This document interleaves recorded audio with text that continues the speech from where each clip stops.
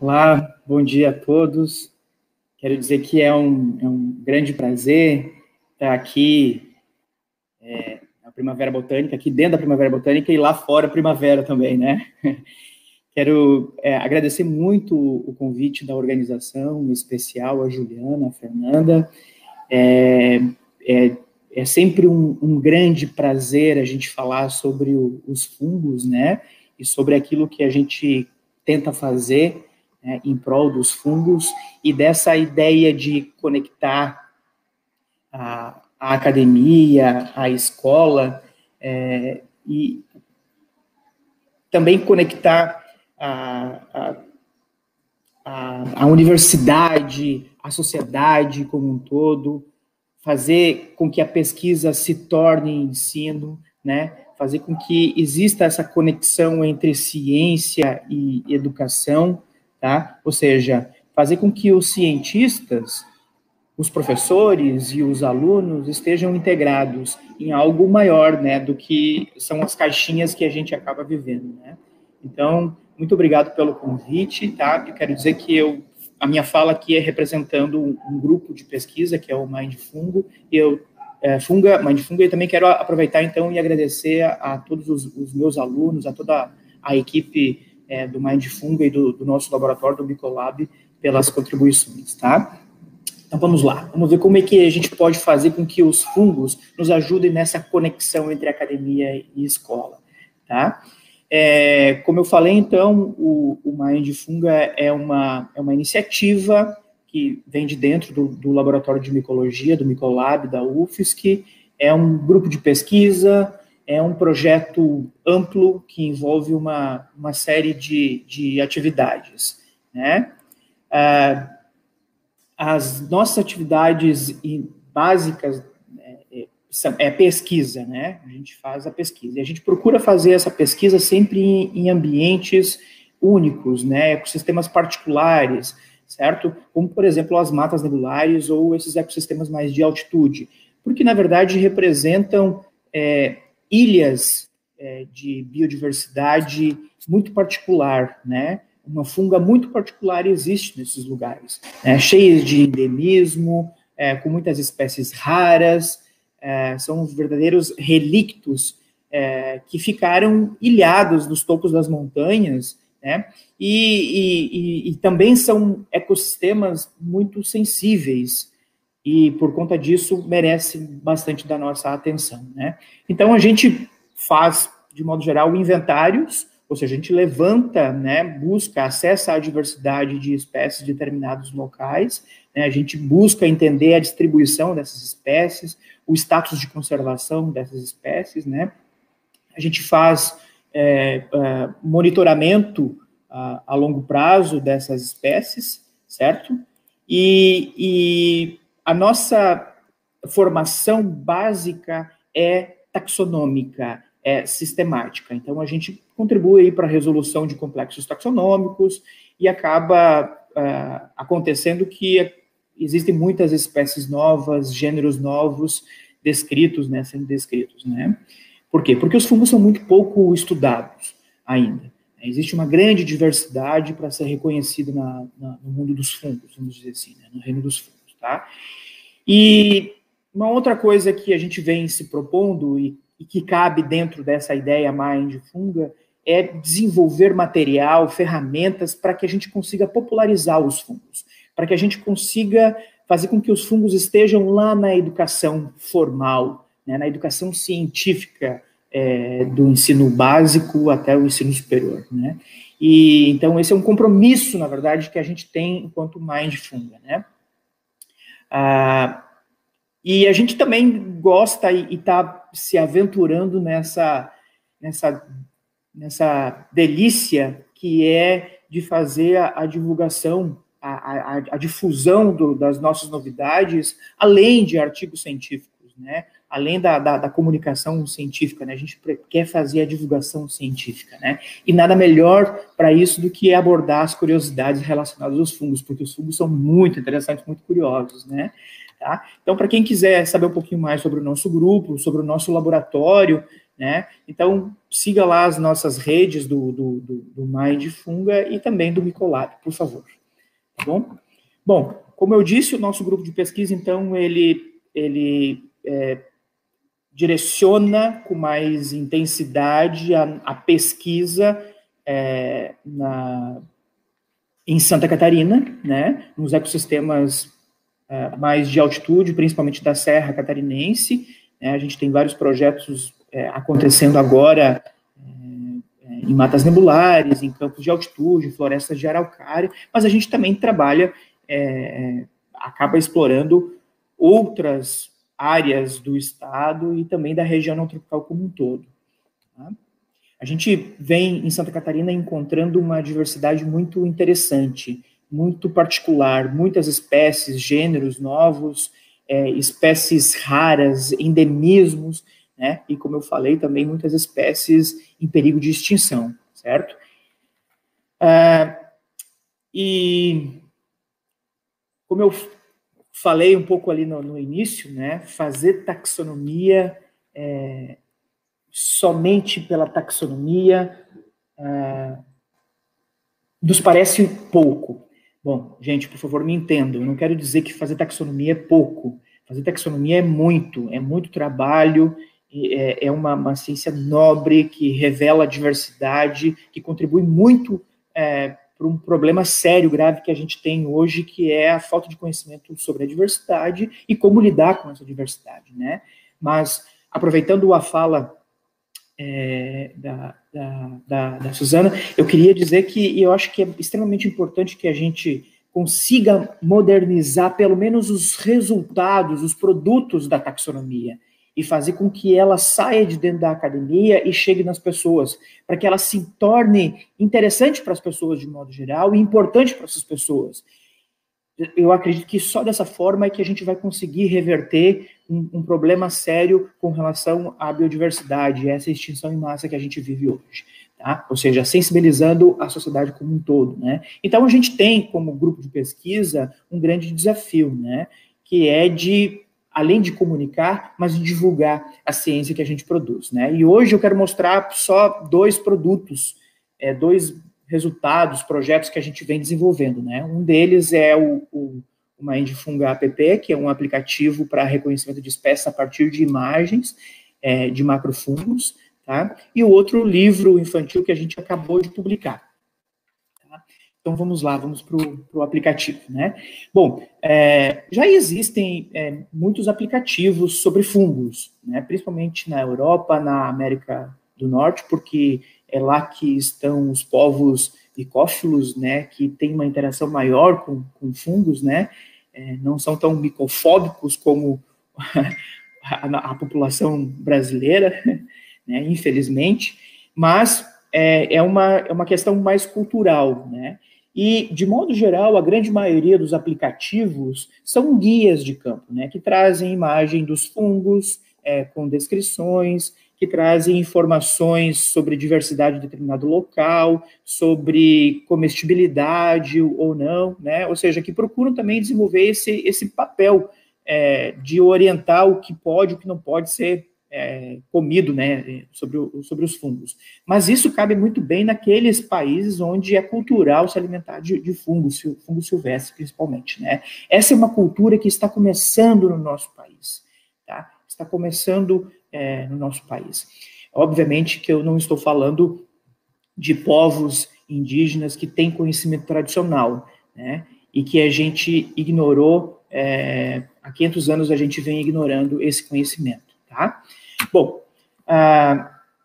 aplicativos de celular para reconhecimento de espécies a partir de imagens, utilizando a inteligência artificial, são raros ainda, tá? No mundo todo, como um todo, tá?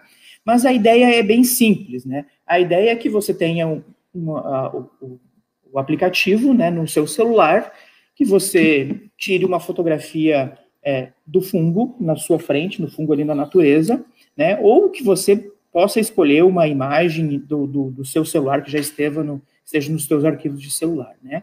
Aí você aciona manda essa imagem para o banco de dados desse aplicativo e ele tenta buscar espécies proximamente relacionadas, né, que possam pertencer àquele banco de dados, né, e, de certa forma, até permitem certa interação. Você pode dizer se é aquela espécie ou confirmar aquela espécie, não é aquela espécie, e uma série de outras possibilidades de interação, né. Bom, desde o meu mestrado, onde eu procurei trabalhar com uma digitalização de informação sobre as espécies que ocorrem em Santa Catarina, eu utilizei um software para criar uma chave interativa, né, com uma interface bacana que mostrasse imagem e tudo mais sobre as espécies, né. Desde então, no meu mestrado, eu tenho esse fascínio sobre tentar modernizar os produtos da taxonomia, fazer com que os produtos cheguem com mais facilidade nas pessoas, né? Sejam mais amigáveis às pessoas, né?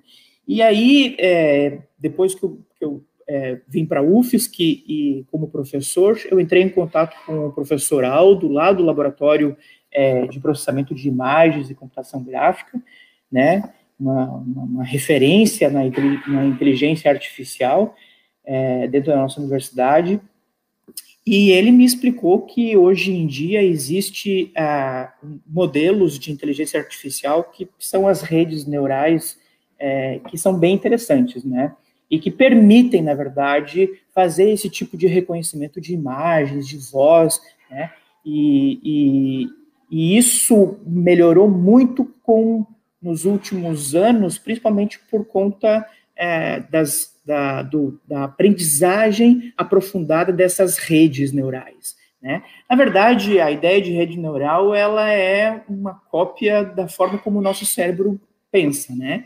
Então, a gente tem os neurônios, onde passam correntes, né, e que nos ajudam na forma de pensar, em acumular informação, em processar informação e tomar atitudes, né?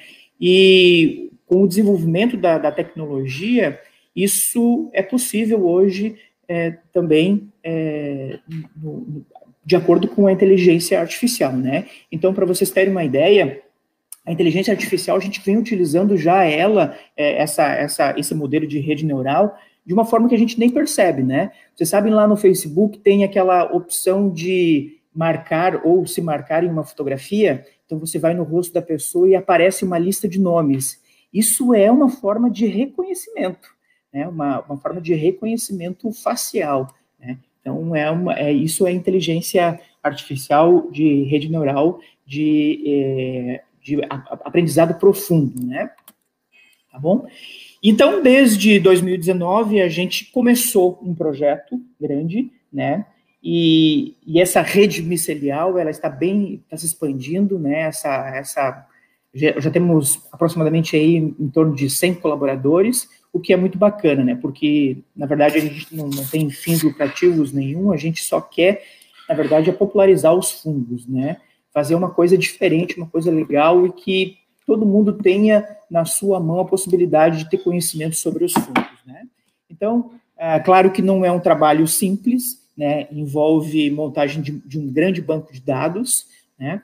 A gente tem já mais de 700 morfoespécies, dessas a gente fez a curadoria de 200, que a gente vai utilizar nas próximas semanas para treinar a rede neural, fazer um retreinamento da rede neural. A gente fez já um treino dessa rede e temos resultados bem interessantes, mas foi uma base pequena, sem muita curadoria, né? E essa curadoria, na verdade, envolve uma série, não é somente imagem, né? Uma série de informações que a gente precisa, né? De dados, metadados, tratamento das imagens, né? E esse processo, na verdade, nos fez entender que a gente precisava ter boas práticas para algumas coisas. Por exemplo, tem que ter boas fotografias de diferentes ângulos dos fungos, que permitam uma percepção tridimensional, inclusive, da amostra, né? Então, não é o objetivo final, mas acabou resultando no meio do caminho, né? A necessidade de a gente desenvolver um protocolo de captura de imagem de macrofungos, né? Que pode ser utilizado também além da captura de imagens para o próprio aplicativo, né? E a gente vai publicar até o final do ano, no formato de e-book, ou no início do ano que vem, esse livro, tá? Bom, eu queria mostrar para vocês, então, o nosso protótipo, aquilo que a gente fez até agora, com base apenas no treinamento da rede, com um banco de dados muito pequeno, mal curado, vamos dizer assim, né? Então, o nosso aplicativo, você tem a opção de clicar e anexar uma foto, tirar uma fotografia, ele tem essa interface aqui onde você precisa posicionar a imagem lá do campo, né? Então, você vê o fungo, vai lá e coloca o celular para tirar a fotografia. Essa daqui é uma Odemanziella, tá? É um cogumelo que decompõe madeira. E aí, você manda essa imagem, né? Você vai aqui na busca, essa imagem entra lá no banco de dados, entra na rede neural e te dá resultados, né, de espécies que são proximamente relacionadas, com um certo grau de confiança com o nome, certo? Aqui eu quero mostrar para vocês um fungo que é um Lentinus crinitus, uma espécie bem comum, também decompositora de madeira, um cogumelo, né? E quando a gente joga ele na nossa rede neural, aquela mal curada, aquela base pequenininha ainda, né, e ele já deu um match aqui com Lentinus crinitus, ou seja, né, recuperou lá na base de dados nossa essa espécie, porque a gente tem essa espécie lá, né, e com um grau de confiança relativamente alto, né, 96,53% é possível de que esse material pertença a essa espécie que está no nosso banco de dados, tá? Aqui uma coisa bem importante que eu quero deixar bem claro é que isso não é identificação, tá? Isso é uma sugestão de nome para esse material, certo? A gente sabe, como taxonomista sistemata, que o processo de identificação é um processo responsável, que leva em consideração não só macromorfologias, mas micromorfologia, biologia molecular, uma série de outras conjuntos de caracteres que são importantes, que só por fotografia a gente não tem, certo? Mas, até mesmo porque tem espécies de fungos que não são distinguidos facilmente por conta apenas da macromorfologia, tá? Então, é importante que isso fique bem claro, né? O nosso aplicativo, ele não se propõe, digamos, a identificar espécies, certo? Mas é claro que existem macrofungos que são muito facilmente reconhecidos e esse grau de confiança vai lá em cima, né? Por exemplo, tem essa Philipsia dominguensis aqui, que dá um grau de confiança de proximidade de mais de 99%, certo? Tá? E uma coisa legal do nosso aplicativo é que ele também relaciona outras espécies com grau de confiança, ó, ou seja, ele dá opções de possibilidade de identificação. Então, a ideia do aplicativo é direcionar, é uma bússola, olha, pode ser isso, certo? Não é um aplicativo de identificação, tá? E, oxalá, esse aplicativo esteja logo nos celulares de muitas pessoas, mas no formato de teste ainda a gente quer fazer duas aplicações. Uma delas é ainda nesse ano,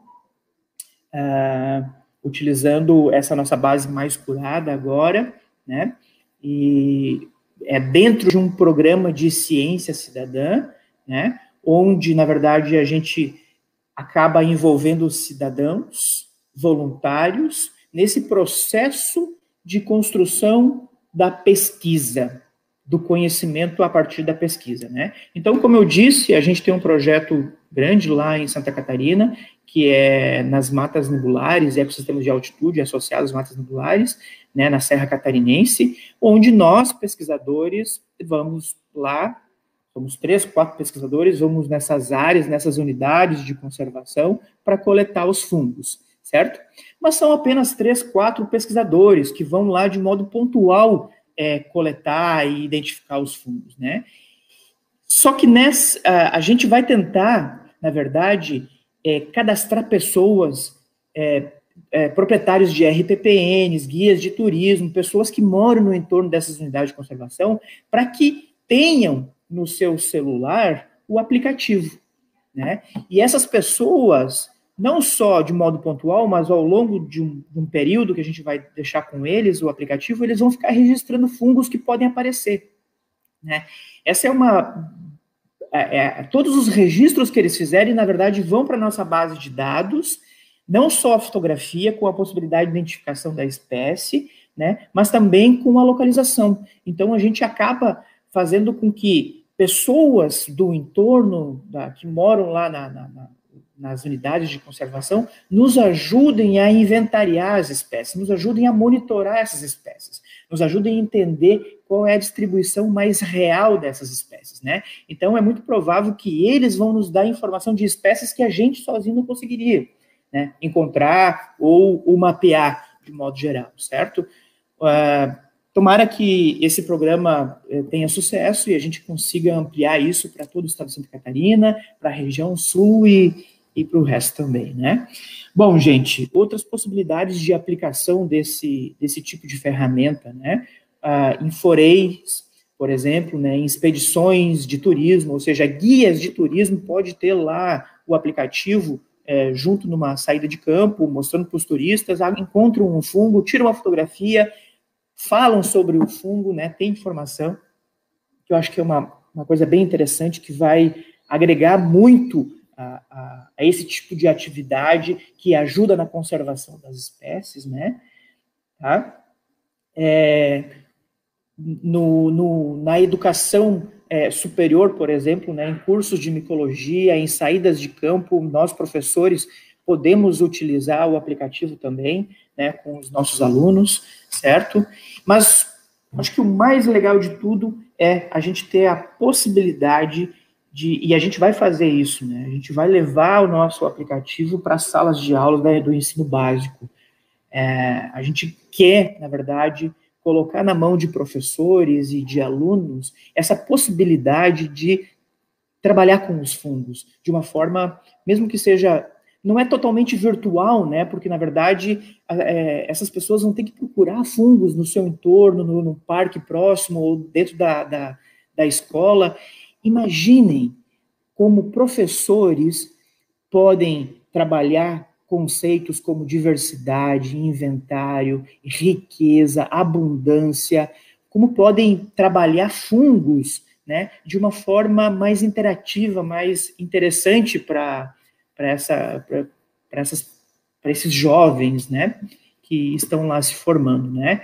Olha, eu até acredito que a funga de uma determinada cidade poderia ser inventariada por alunos da rede de ensino. Olha que interessante, né? Os fungos urbanos que ocorrem, né? Tá bom? Vamos lá. Bom, essa era a ideia, então, do aplicativo. Ele está em desenvolvimento, né? Ainda vai se tornar uma realidade para a gente, certo? Mas uma coisa que já é real é essa publicação que a gente fez recentemente, que é de um livro infantil, que conta a história de uma menina muito curiosa, curiosidade que se mantém nos adultos cientistas, né? Essa curiosidade natural, né, das crianças, e ela acaba se deparando com um fungo que é uma espécie nova, e muito mais do que ser uma espécie nova, é um fungo que ataca formigas e muda o comportamento das formigas, né, as famosas formigas zumbis, certo? E a gente procurou, nesse livro infantil, trazer os nossos resultados da nossa pesquisa lá do Parque Nacional de São Joaquim para esse livro, né? Então, a gente procurou fazer com que esse livro fosse o mais interativo possível, né? Então, para vocês terem uma ideia, aqui no ciclo de vida do fungo que usa a formiga, cada etapa é uma pergunta com respostas e conforme foi acertando a resposta, vai passando. Então, é uma forma interativa e descontraída, digamos, de aprender o ciclo de vida de um organismo, né? Entre outras partes do livro que são interativas, né, ao final do livro, a personagem principal, a Olivia, ela convida o leitor a dar um nome para essa espécie nova, né? e explica esse processo de dar um nome, né, explica um pouquinho sobre a taxonomia, né, e uma das coisas mais legais que eu vejo, né, no final desse livro é justamente que o leitor ele pode se colocar no papel de cientista, de taxonomista nomeando uma espécie, né? Tá bom? Então, eu só rapidamente queria dizer que, na verdade, vendo o livro agora, né, impresso, assim, ele é bonito, né, mas, na verdade, ele começou com um material paradidático, né, que a gente elaborou no nosso grupo de pesquisa, a partir dos resultados da nossa pesquisa, mas com a intenção de mostrar isso para as pessoas do entorno do parque, né? Então, a gente levou para as escolas esse material paradidático, a gente trabalhou com as crianças, né? Nós mandamos esse projeto para a SBPC Vai Escola, a SBPC aprovou o nosso projeto e a gente conseguiu imprimir 2.000 cópias desse livro, tá? Então, um agradecimento muito importante aqui para todas as agências de fomento da parte de pesquisa, para a nossa logística, para a nossa estrutura, para o nosso grupo de pesquisa, mas especialmente para a SBPC, que financiou a impressão de 2.000 cópias, né, que a gente está esperando a pandemia passar para levar esses livros para as escolas, né? Imaginem agora as crianças, os alunos lá trabalharam com esse material em preto e branco, receberem agora o livro de modo gratuito, né? Também, gente, de modo gratuito, esse livro está no formato de e-book, tá? Então, todos podem buscar lá no repositório da Universidade Federal de Santa Catarina, tá? Eu acho que a gente vai mandar o link daqui a pouco para vocês aí no chat aí dessa live, tá? E eu queria, na verdade, agora mostrar esse projeto no formato de divulgação científica, ou seja, a gente produziu um vídeo que conta a história, e então vou pedir para que o pessoal da organização, por favor, coloque o vídeo para encerrar a minha palestra, tá? Agradeço a todos por verem minha palestra, e a todos os órgãos de fomento e ao meu grupo de pesquisa.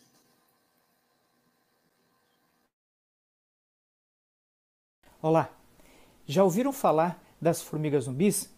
É um tema bem curioso e chama bastante atenção de crianças e de jovens, não é verdade?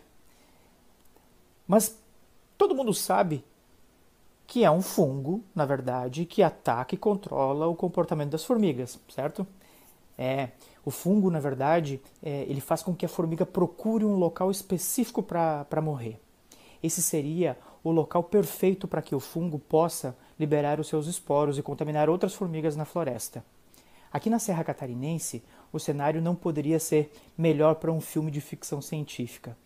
Imaginem uma pequena floresta tomada por uma neblina, onde é possível encontrar vários cadáveres de formigas presos nos musgos que cobrem os troncos das árvores.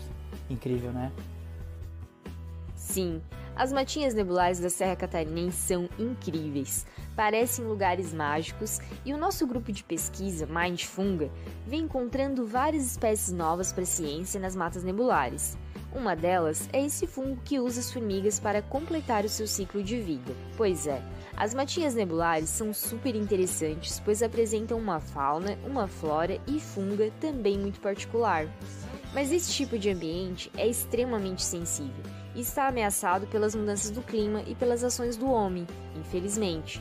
Nós, no Mindfunga, como cientistas e educadores, resolvemos aproveitar essa nova descoberta do fungo e das formigas zumbis para sensibilizar as pessoas do entorno do Parque Nacional de São Joaquim. E começamos em 2019 um trabalho junto às escolas da cidade de Urubici. Inicialmente, queríamos mostrar quais fungos existem no parque, como que a gente faz a pesquisa para conhecer as espécies e como utilizamos a taxonomia para descobrir e propor uma espécie nova para a ciência. Na época, a gente elaborou um material paradidático para alunos e professores de Urubici, uma pequena história que tratava de temas como taxonomia, espécies novas, diversidade e a importância dos fungos. Esse material acabou evoluindo para um livro infantil, onde é mostrado como a curiosidade de uma menina chamada Olivia ajudou na tarefa de documentar a biodiversidade da Mata Atlântica. Com o apoio da SBPC, através do edital SBPC Vai à Escola, nosso livro se torna uma realidade e os alunos e escolas de Urubici e de outras cidades do entorno do parque irão receber gratuitamente os livros. Com esse livro, a gente vai realizar também a última etapa do nosso projeto, onde os alunos poderão dar um nome científico para aquela espécie nova de fungo. Os nomes mais interessantes, mais criativos e adequados serão selecionados para uma votação, que envolverá não só os alunos e as escolas, mas também os pais dos alunos e toda a sociedade em uma eleição digital. O nome mais votado será escolhido para batizar a espécie nova, que será publicada em um artigo científico na área da micologia. Então, através desse projeto, queremos, juntamente com a SBPC, fazer com que a literatura infantil encontre a taxonomia de fungos nas escolas e que tenhamos cidadãos mais conscientes e que se importem mais com todas as formas de vida do nosso planeta.